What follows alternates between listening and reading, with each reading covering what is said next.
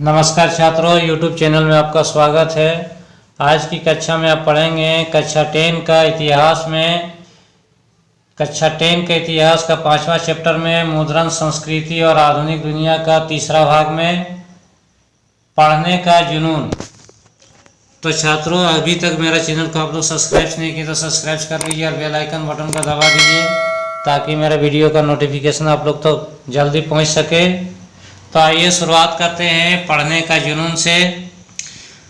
तो छात्रों, पूरे 17वीं और 18वीं सदी के दौरान जो है यूरोप के ज़्यादातर हिस्सों में जो है साक्षरता बढ़ती रही और अलग अलग संप्रदाय के चर्चों ने जो है गांवों में स्कूल स्थापित किए और किसान कारीगरों को शिक्षित करने लगे।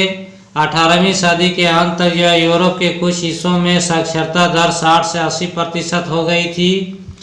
यूरोपीय देशों में जो साक्षरता और स्कूलों के प्रसार के साथ लोगों में पढ़ने का जैसे जुनून पैदा हो गया। लोगों को किताबें चाहिए थी, इसलिए मुद्रक ज़्यादा से ज़्यादा किताबें छापने लगे। नए पाठकों की रुचि का ध्यान रखते हुए किस्म किस्म का साहित्य छपने लगा। पुस्तक विक्रेताओं ने जो है गांव-गांव जाकर छोटी छोटी किताबें बेचने वाले फेरी वाले को जो काम पर लगाया गया और ये किताबें मुख्यतः पंचांग के अलावा लोक कथाएँ और लोकगीतों की हुआ करती थी, लेकिन जल्द ही मनोरंजन प्रधान सामग्री भी आम पाठकों तक पहुंचने लगी। इंग्लैंड में जो है पेनी चेप बुक्स या एक पैसिया किताबें जो है बेचने वाले को चैपमैन कहा जाता था और इन किताबों को जो है गरीब वर्ग के लोग भी जो है खरीद कर पढ़ सकते थे। फ्रांस में जो है बिब्लियोथेक बिलियो का जो है चलन था, जो सस्ते कागज पर छपी और नीली जिल्द में जो है बंधी छोटी किताबें हुआ करती थी। इसके अलावा 4-5 पन्ने के प्रेम कहानियाँ भी छपती थी। लोग अतीत की थोड़ी गाथाएं थी जिन्हें इतिहास कहते थे। तो आप देख सकते हैं कि अलग अलग उद्देश्य में जो है दिलचस्पी के हिसाब से किताबों के कई आकार प्रकार थे और 18वीं सदी के आरंभ में जो है पत्रिकाओं का प्रकाशन शुरू हुआ, जिसमें समस्याई के घटनाओं की जो है खबर के साथ मनोरंजन भी जो है परोसा जाने लगा। अखबार और पत्रों में युद्ध और व्यापार से जो है जुड़ी जानकारियां भी जो है, इसके अलावा दूर के देशों की खबरें भी होती थी और उसी तरह वैज्ञानिक और दार्शनिक भी जो है आम जनता की पहुंच के बाहर नहीं रहे। प्राचीन और मध्यकालीन ग्रंथ संकलित किए गए और नक्शों के साथ साथ वैज्ञानिक खाके भी बड़ी मात्रा में छापे गए। जब आइजैक न्यूटन जैसे वैज्ञानिकों ने अपने आविष्कार प्रकाशित करना शुरू किए तो उनके लिए जो है विज्ञान बोध में पगा एक बड़ा पाठक वर्ग तैयार हो चुका था और टॉमस पेन, वॉल्टेयर और जीन जैक रूसो जैसे दार्शनिकों की जो किताबों भी भारी मात्रा में छपने और पढ़ी जाने लगी। जाहिर है कि विज्ञान, तर्क और विवेकवाद ये जो है उनके विचार लोकप्रिय साहित्य में भी यह जगह पाने लगे। तो छात्रों, ये देखिए, दुनिया के जालिमों अब हिलोगे तुम। इसमें क्या कहा गया है कि 18वीं सदी के मध्य तक जो है यह आम विश्वास बन चुका था कि किताबों के जरिए प्रगति और ज्ञानोदय होता है और कई सारे लोग का मानना था कि किताबें दुनिया बदल सकती है और वे निरंकुशवाद और आतंकी राज सत्ता से जो है समाज को मुक्ति दिलाकर ऐसा और दौर लाएगी जो जब विवेक और बुद्धि का जो है राज होगा। और 18वीं सदी जो है फ्रांस के एक उपन्यासकार लुई सेबेस्टियन मर्सिए ने जो है घोषणा की कि छापाखाना प्रगति का सबसे ताकतवर औजार है और इससे बन रही जो है जनमत की जो है आंधी में निरंकुशवाद उड़ जाएगा। मर्सिए के उपन्यासों में नायक अक्सर जो है किताबें पढ़ने से जो है बदल जाते हैं। वे किताबें घोंटते हैं, किताबों की दुनिया में जीते हैं और इसी क्रम में ज्ञान प्राप्त कर लेते हैं।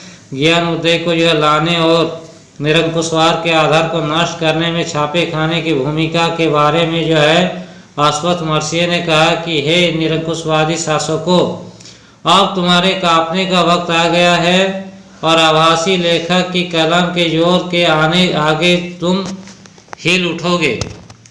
तो छात्रों, मुद्रण संस्कृति और फ्रांसीसी क्रांति, अगर मुद्रण संस्कृति नहीं होती तो फ्रांस की क्रांति भी नहीं होती। इसी मुद्रण संस्कृति ने जो है फ्रांस की क्रांति की शुरुआत की, जो आगे के जो है अध्याय में आप देखेंगे।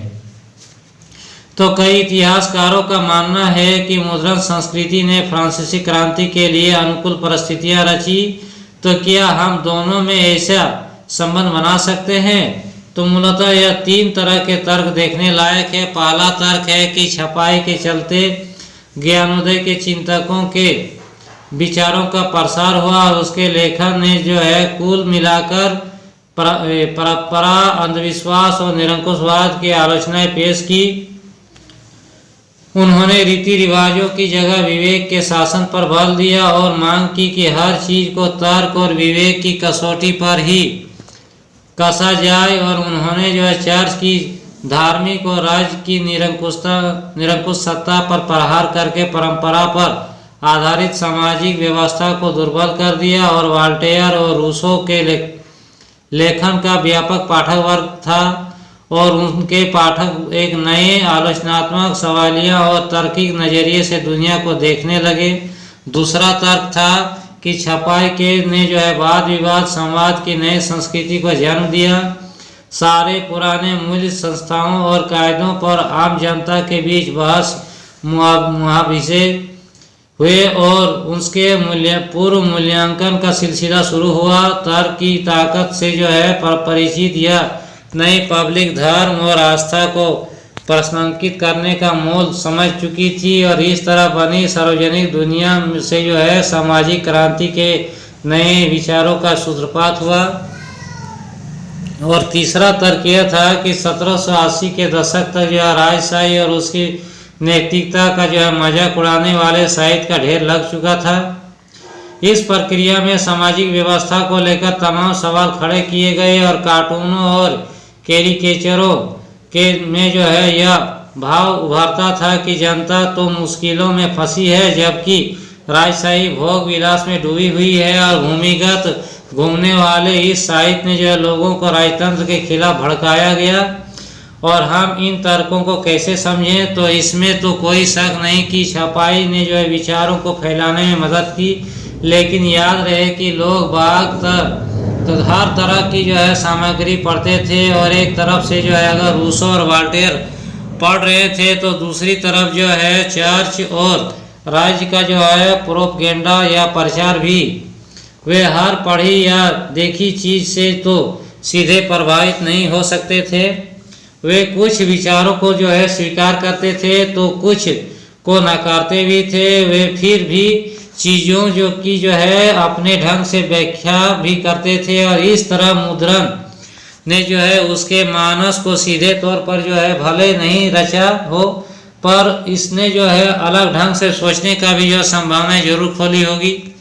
तो छात्रों, ये देखिए चित्र में दिखाया गया, ये ऊपर का चित्र में जो है निरंकुश राजशाही लोग जो है कुलीन वर्ग के लोग जो है किस तरह भोग विलास की जिंदगी जी रहे हैं, और ये देखिए नीचे का चित्र में जो है किसान और मजदूर वर्ग के लोग जो है किस तरह जो है परिश्रम कर रहे हैं। तो एक तरह जहाँ कुलीन वर्ग के लोग जो है सुख संपन्न जिंदगी जी रहे हैं, वहीं दूसरी तरफ जो है मजदूर वर्ग के लोग कितना कठिन परिस्थिति का जिंदगी जी रहे हैं। तो इस प्रकार जो है मुद्रण संस्कृति के आने से छपी हुई किताबों के जरिए जो है इन छपी हुई किताबों में जो है जिस प्रकार चित्र दिखाया गया, इससे भी जो है फ्रांस की क्रांति की शुरुआत हुई।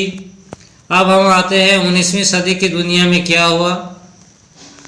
तो छात्रों, 19वीं सदी में जो है यूरोप में जन साक्षरता की दिशा में जो लंबी लंबी छलांगें लगाई, जिसके बूते पर जो महिलाओं और बच्चों के रूप में बड़ी मात्रा में नया पाठक वर्ग पैदा हुआ। बच्चे, महिलाएं और मजदूर भी जो है 19वीं सदी के जो आखिर में जो है प्राथमिक शिक्षा और अनिवार्य होने के चलते जो है बच्चे पाठकों की जो है आम श्रेणी बनाए गए। ये देखिए एक चित्र दिखाया गया है, ये देखिए ये अलग अलग ढंग से इस चित्र को पेश किया गया है, जो 1832 से 1850 का जो है ये चित्र है।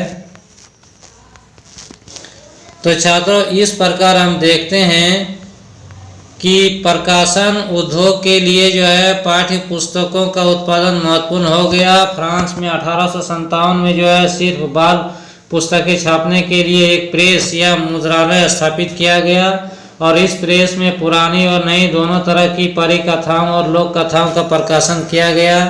जर्मनी के ग्रीम बंधुओं ने जो है वर्षों लगाकर किसानों के बीच से लोक कथाएं जमा की और उसके द्वारा एकत्रित सामग्री का संपादन हुआ। फिर कहानियों का जो अंततः 1812 के जो है एक संकलन में छापा गया। बच्चों के लिए अनुपयुक्त सामग्री या जो चीज़ें जो है कुलीन वर्गों को अश्लील लगती थी उन्हें प्रकाशित संस्करण में शामिल नहीं किया जाता था और इस तरह पुरानी ग्रामीण लोक कथाओं को नया रूप मिला। छपने से जो है वे दर्जे तो हुई पर इस प्रक्रिया में बदल भी गई। महिलाएं जो है पाठिका और लेखिका की भूमिका में ज़्यादा अहम हो गई। पेनी मैगजीन्स या एक पैसिया पत्रिका को जो है खास तौर पर उन्हीं के लिए होती थी, वैसे ही जैसे कि सही चाल चलन और गृहस्थी सिखाने वाली निर्देशिकाएं।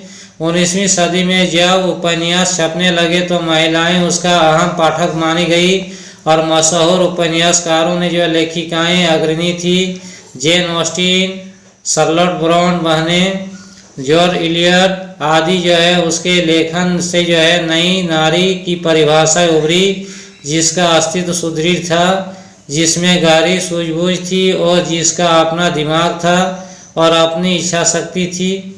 17वीं सदी से जो है किराए पर किताब को देने वाले पुस्तकालय अस्तित्व में आ गए। लोग भाड़े में जो है किताब लेकर पढ़ते थे और 19वीं सदी के जो है इंग्लैंड में ऐसे पुस्तकालयों का उपयोग सफ़ेद कॉलर मजदूरों, दस्तकारों और निम्न वर्गीय लोगों को शिक्षित करने के लिए किया गया। काम के दिन में जो है छोटे होने के बाद मजदूरों को अपने सुधार और आत्मविश्वास अभिव्यक्त के लिए यह थोड़ा वक्त मिलने लगा। उन्होंने बड़ी संख्या में राजनीतिक पर्चे और आत्मकथाएं लिखने लगी।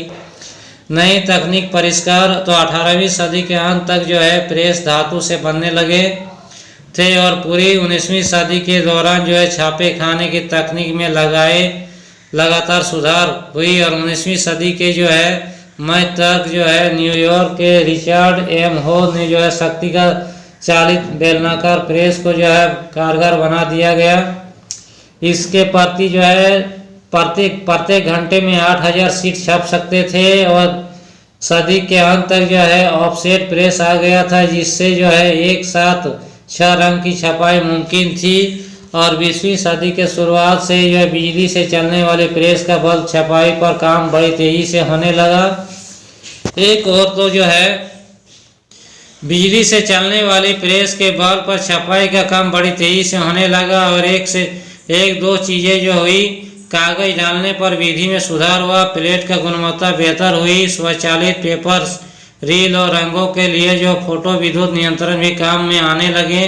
तो इस तरह कई छोटी छोटी मशीन इकाइयों में जो है कुल सुधार की जो है बदौलत छपे हुए पन्ने का रंग भी बदल दिया गया और मुद्रकों और